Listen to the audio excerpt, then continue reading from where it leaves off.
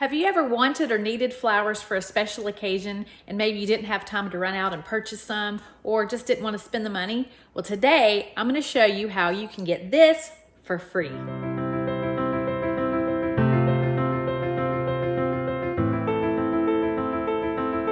Today I'm bringing you along as a forage for wildflowers in our yard, and chances are you've got all the elements that you need to do this as well. And guys, make sure you don't click off of this because this could be helpful. I remember back when my husband Hank and I were dating, he used to bring me wildflowers all the time and it really impressed me.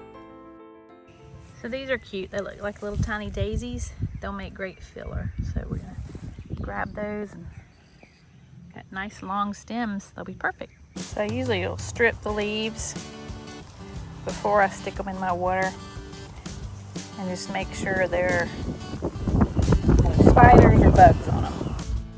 Here's a quick tip for you.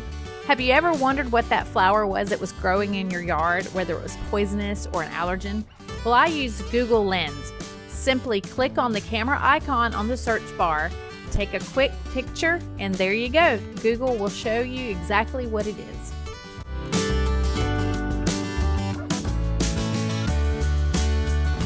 As beautiful and interesting as this little flower looks, we're going to pass up on it because a quick Google search lets me know that that is briars. So in other words, if you look close, it's got all these little stickers on it and it's very sensitive to skin, so we're not going to touch that one. We're going to just let that one sit and admire it. Now this is really cool. It almost resembles hydrangea leaves and it's awfully tempting to get this for foliage. I'm not sure how it would hold up, but this is actually a beautyberry bush.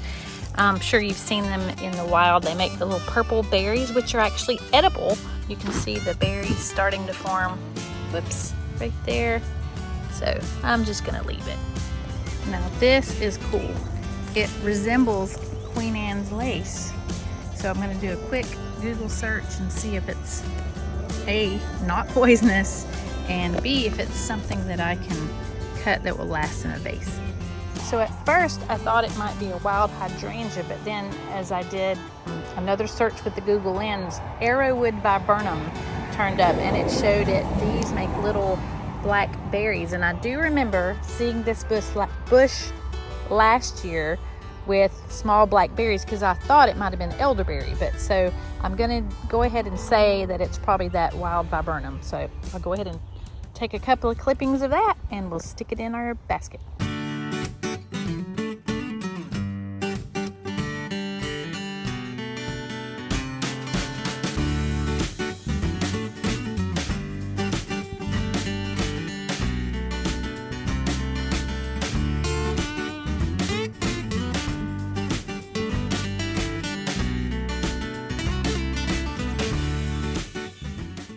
Once you've gathered all of the flowers for your bouquet, separate them into bunches and lay them on your work surface.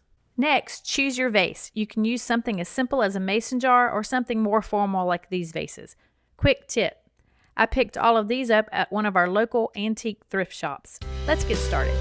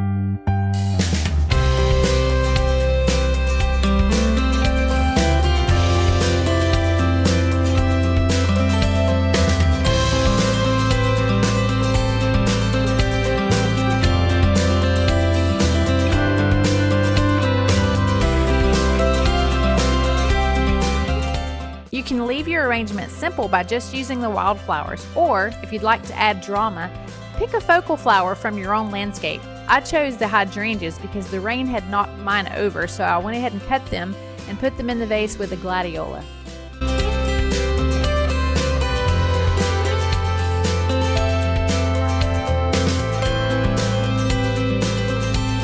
Another quick tip, to make your hydrangeas last longer in the vase, bring water to boil, stick the ends of the stems into the water and hold for 30 seconds.